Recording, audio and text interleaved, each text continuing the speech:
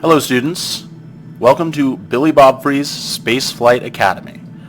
I'm your instructor, BillyBobfrey, and this is Lesson 1, Intro to Spaceflight. A little background firstly on why I'm starting this channel. When I was just starting out playing Kerbal, I didn't really have any guidance. How do you spell academy? Academy, sure.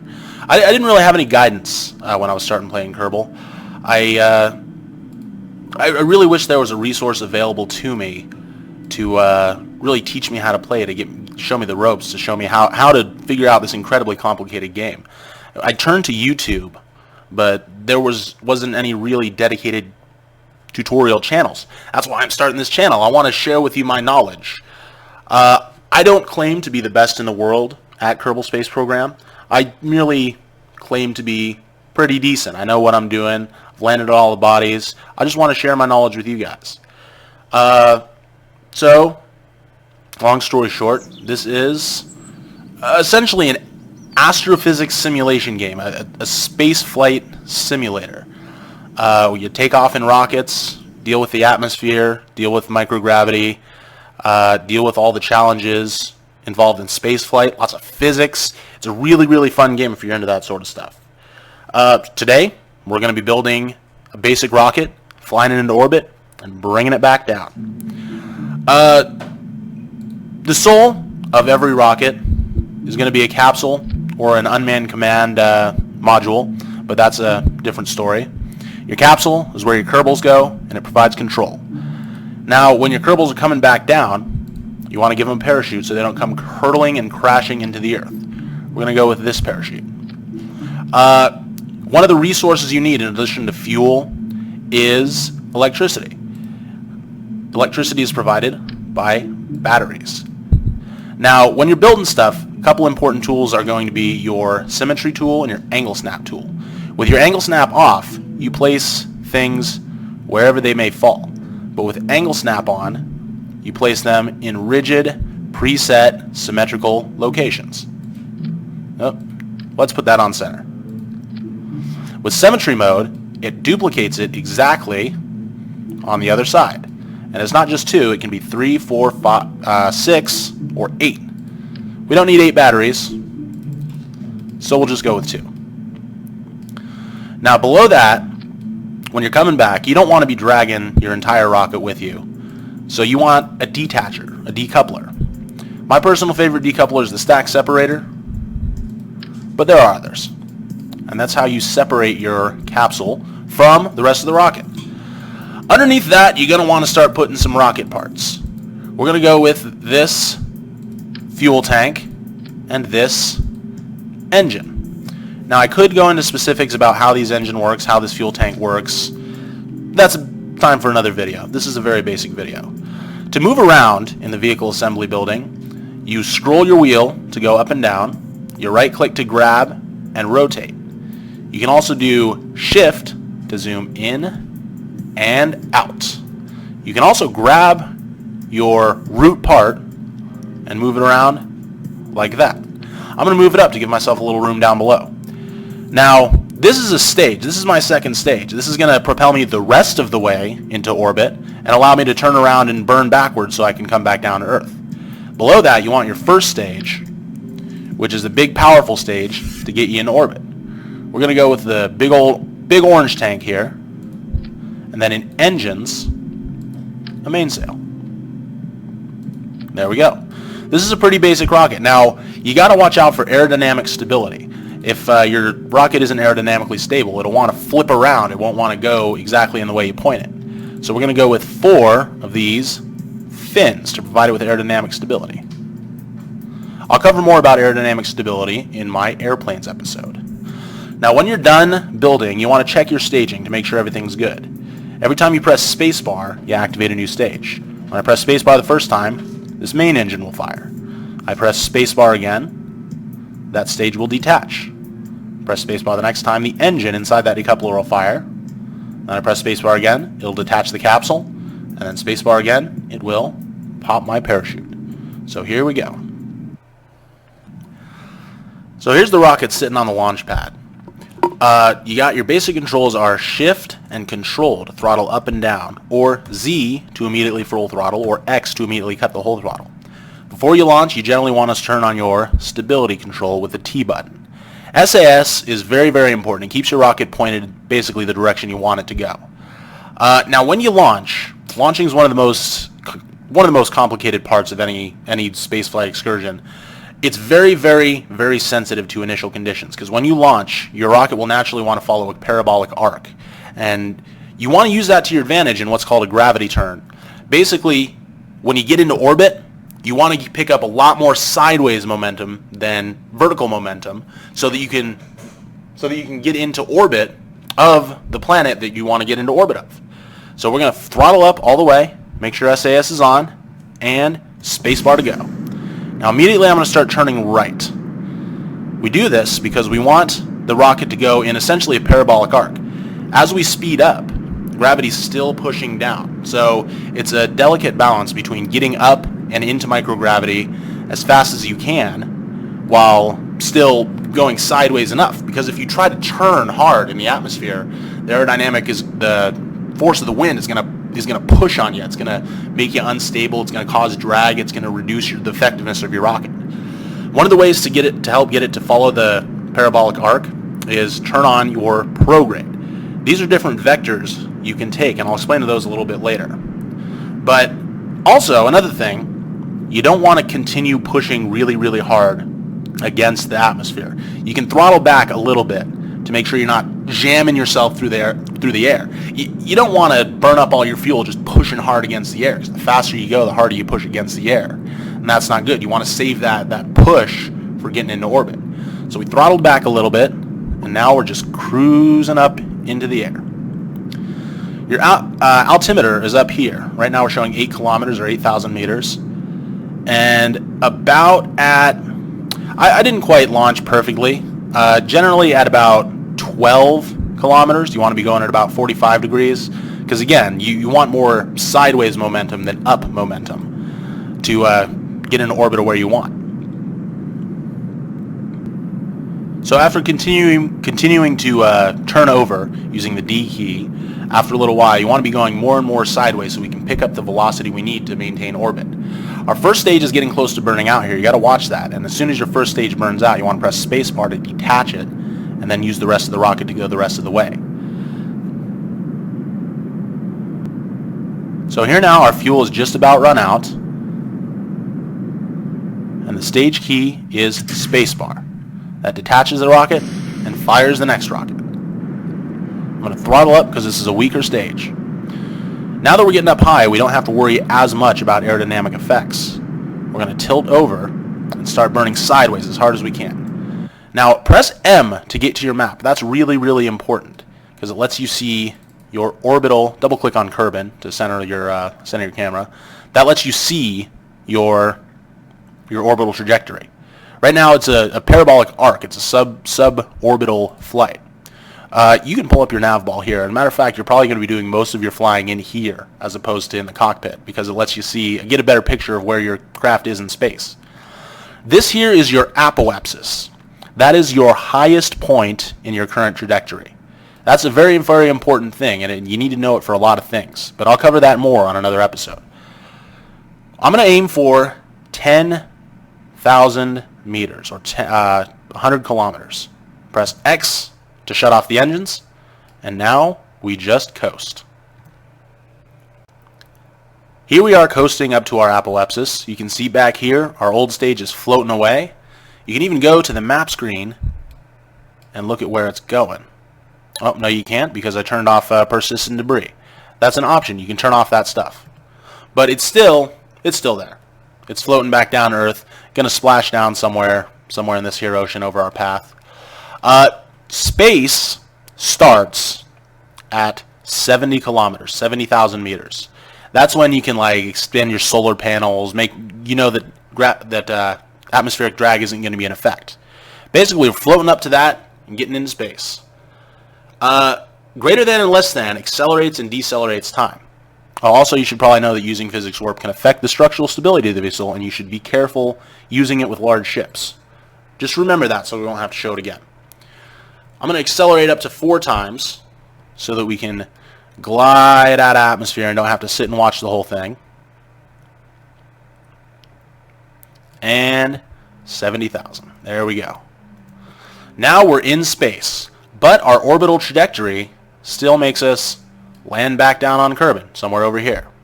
So what we're going to do now is put a maneuver node. You make a maneuver node by clicking on your orbital trajectory and adding maneuver. When you add a maneuver, it basically lets you plan a maneuver you're going to do in the future. So what we're going to do when we get to apoapsis here is we're going to accelerate. And see, this dotted line is where you're going to go if you follow that maneuver here. So we're drawing it out here until on the other side we get a periapsis over here. Periapsis is the opposite of apoapsis. It is the furthest point from in your current trajectory. Now if you accelerate too much, your apoapsis and periapsis trade places. That's the result of orbital mechanics, which is way, way, way more advanced than you really need to know. You'll probably pick it up playing Kerbal enough. So down here is your nav ball. Your nav ball is really important because it shows you which way to go. In your nav ball, you got a couple different options. You've got maneuver, which makes your craft point directly at your maneuver node, exactly where you need to fire your engine to complete the maneuver. You've got prograde, which is perfectly right straight along your current trajectory. You've got retrograde, which is the opposite of that, exactly opposite of your current trajectory. Then you've got normal, which is pointing directly north. You've got anti-normal, which is pointing directly south. This is all relative to the body you're orbiting. Then you have radial, which is pointing exactly away from the body you're orbiting. And then you have anti-radial, which is pointing exactly at the body you're orbiting. Now you can just switch into stability assist and it'll just hold where you're at right now, but you can still flip around your craft with WASD and roll with Q&E. You generally don't need roll a lot, but it's nice to have. But for now, we're going to point right at this maneuver. Now your maneuver node counts down over here.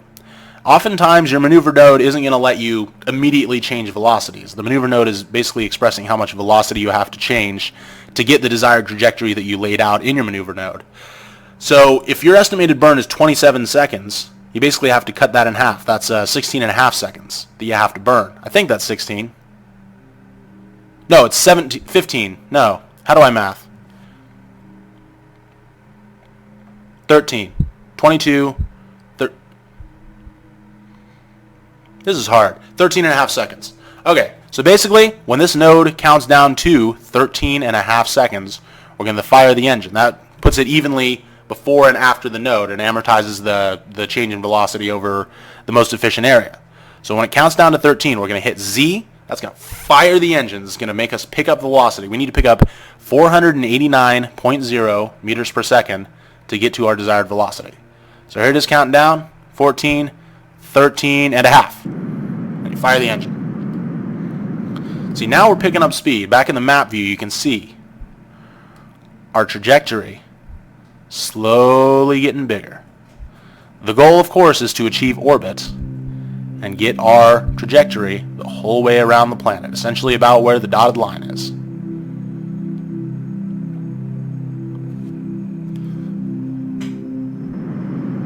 Now we're firing and firing and firing. Again, down here, keep an eye on your fuel. Running out of fuel is probably the worst thing that can happen because you can't exactly refuel in space. So now we're getting down about to what we need to be at. Again, at about the moment you get to 0, you want to hit X. Maybe a little before so you can trim it. There we go, X. Oh, looks like I overcooked it by about 1.1 meters per second. So to fix that, just point at your maneuver node. And just a little bit with shift. Just a little bit. There we go. 0.2 meters per second, that's close enough. Now we are in a stable orbit. Now orbital maneuvers are really, really simple. Your periapsis and your apoapsis, again, are the closest and furthest points in your orbit to the body you're orbiting. To change your apoapsis, you burn at the periapsis. To make it higher, you burn prograde. To make it lower, you burn retrograde. To make it lower, you got to slow down. To make it higher, you got to speed up. That makes sense. So we're going to raise our apoapsis up to 150 kilometers. So add maneuver and burn prograde. The yellow apoapsis marker tells you where your apoapsis is going to be when you complete the maneuver. So if we get a little more there, that's 100, overcooked a little. 186, bring it down to 184, bring it down to 169, close enough. So to do that, we got to point towards our maneuver node. We'll let the craft do that. Back in the day before they added this feature, you had to flip your craft around, flip it around, hunting for the thing, but now you can just select the thing. That made life a lot easier, I'll tell you what. So our maneuver is 22 seconds away. When we hit that maneuver, again, you press Z to engines to full throttle, and after 2 seconds, you press X to cut off your engines. Coming up on the maneuver now, again, you want to do it half inside of the half before and half after. So we're going to burn at 1 second. 1 second. You burn and you shut it off. There we go. Overcooked a little. That's okay. We're not flying super precision this time. And as you can see, that raised our apoapsis up higher. Now the same thing, you basically do the same thing if you want to change your periapsis, except you do it on the apoapsis. They're exact opposites. On the apoapsis, if you want to raise or lower your periapsis, you set a maneuver node. And let's go ahead and re-enter the Earth now. Excuse me, the Kerbin. I don't know why I said Earth. I don't know what it is. I'm BillyBobfrey and I live on Kerbin. So we're going to go retrograde. Retrograde.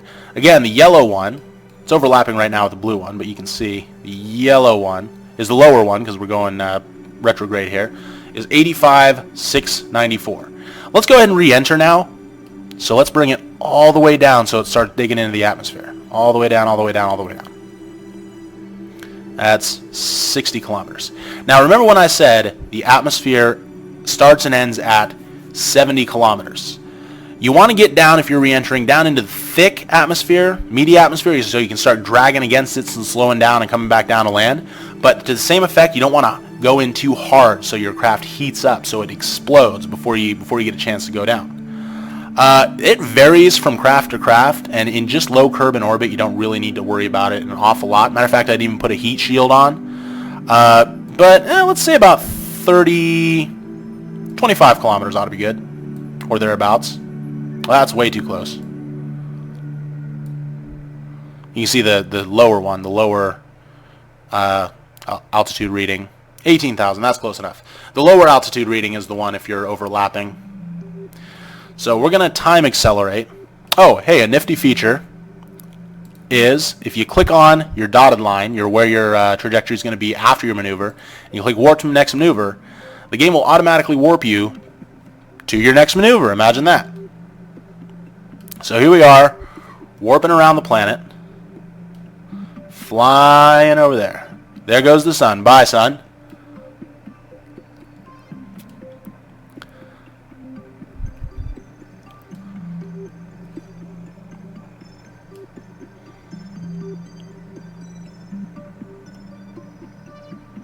As we come up on our node, time warp complete. The game automatically drops you out.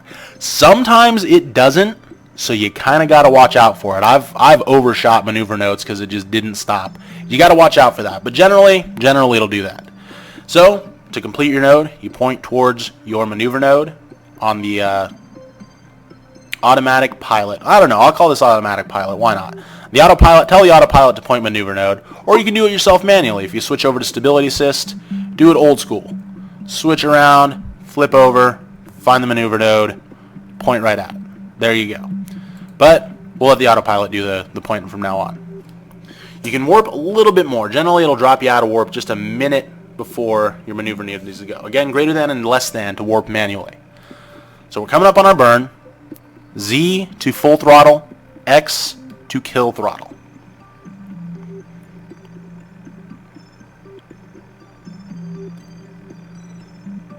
A lot of Kerbal is just waiting for countdowns. And there we go. Now we're burning retrograde to slow down to come back into the atmosphere.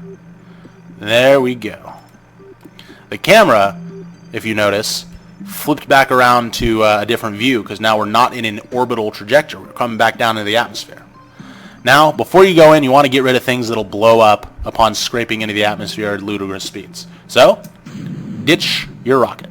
Now that we're on the way down, we don't need it. The atmosphere will slow us down the rest of the way, and the parachute will make sure we come into a nice soft landing. So let's accelerate. An important thing to note, when you're warping and you suddenly hit atmosphere, it will drop you out of warp immediately so that it can start simulating the effects of the atmosphere. That happens at 70,000. Now, you can still warp when you're in atmosphere at 4 times, but if you remember the warning from earlier before, it's physical time acceleration. It speeds up the simulation. It doesn't necessarily make you a fixed point in space and accelerate time around you. Capsules are generally aerodynamically stable. You got to worry about aerodynamic stability on the way back into the atmosphere too, or your capsule will point straight into the atmosphere and it'll heat up really fast and everyone explodes. Bill, Jeb, and Bob won't have a good time. That's not what you want. So here the atmosphere is starting to take effect and the capsule's starting to point bottom down. The bottom is the part you want so that it heats up just that part. That's the part that's designed to handle it. Let's accelerate time here as we start scraping into the atmosphere. We should start getting aerodynamic heating any moment now. The aerodynamic heating is one of my favorite effects. It's just a huge fireball around the capsule. There it goes. As we scrape into the atmosphere, we're still accelerating right now because the atmosphere hasn't quite started slowing us down enough. We're still essentially falling back towards Kerbin. And there it goes. Now we're starting to decelerate. Now the atmosphere is dragging on us hard enough that it's slowing us down. It's making us come back down towards the Earth. Kerbin. I don't know why I keep saying Earth. I don't know where that is. Oh, look at that. We just might land right near the Kerbal Space Center. That's a coincidence, and I didn't plan that at all. But as you can see, as the atmosphere slows us down, our trajectory gets shorter and shorter and shorter. The trajectory is generally calculated in a no drag environment, a frictionless environment. So it's always like what it would be if you're out in space. Here we're slowing down real good here. Up here's your atmosphere bar, your barometer, essentially, shows you what kind of pressure there is. You can see as we're going down, the pressure's moving slowly towards the right. The lower down you get, the thicker the atmosphere gets, the faster you slow down. We're still really moving. We're cutting through the air. You can see the G meter climbing up here as we get into the thicker atmosphere. It's slowing us down faster. Right now we're just creeping up to 3 Gs. And we're still slowing down. There we go. We've reached terminal velocity and we're starting to take off the G-forces there. There we go. Now, there's nothing left to do but slow the speed down again, pop the parachute, and float down through the clouds and land softly back on Kerbin, back home. Parachutes deploy generally about 500 meters above the surface. You can adjust that if you get nervous, if it gets too low, or you can adjust it up higher to slow you down a little more instead of just your capsule cutting through the air. Generally, when you land, you don't want time acceleration going. This is a bug that seems to be fixed for the most part, but sometimes when you time accelerate and land, you'll land too hard and it'll blow up your capsule. That's happened to me on some long voyages and it is infuriating. So make sure you always go in regular time acceleration when you touch down gently. To wrap up a flight, you go up here and recover your vessel.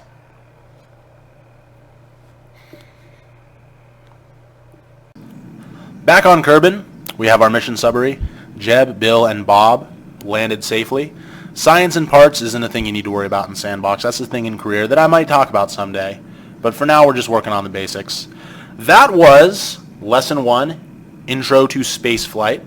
I hope you enjoyed it. My name is BillyBobfrey. Please like, subscribe, and share this with your friends. I don't know about you, but when I played Kerbal, I didn't have anyone to nerd out about it with, and I would have loved some people to talk about all this stuff with. So now I'm sharing it with you. Share it with your friends, and we'll have more people playing Kerbal. It's a wonderful community. I'll see you next time.